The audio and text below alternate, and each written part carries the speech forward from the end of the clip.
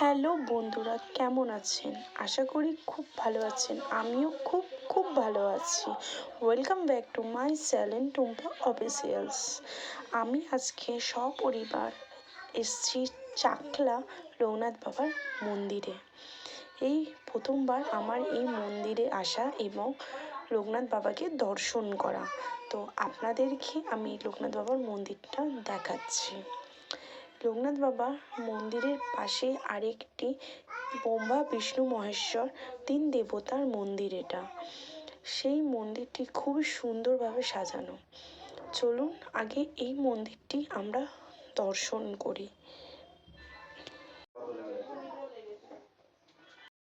এই মন্দিরটি একতলা এবং দোতলা। এই মন্দিরটির মধ্যে জগন্নাথের মূর্তি আছে। জগন্নাথ, বলরাম, সুভদ্রা।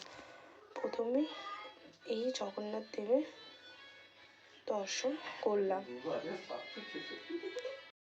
শুধু ঠাকুর দর্শন করিনি,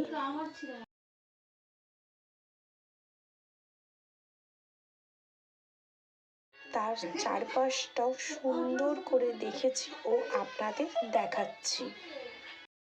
ভালোভাবে দর্শন করার পরে আমি নিচে চলে এলাম লোকনাথ বাবার কাছে, কিন্তু সেখানে ভক্তদের এতই ভিড়, আমি বাবাকে ঠিক করে দেখতেই পেলাম না। তাও যতটুকুই পেরেছি আপনাদের কাছে তুলে ধরছি।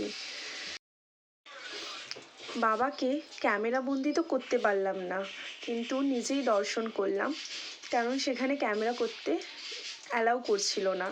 তাই নিজেই ঠাকুরকে দর্শন করলাম, করে সেখানে মন দিয়ে পুজো, ধূপ, মোমবাতি দেখিয়ে আমি আমার এই ভিডিওটি ভালো লেগে থাকলে লাইক, কমেন্ট অ্যান্ড সাবস্ক্রাইব করতে ভুলবেন না। টাটা।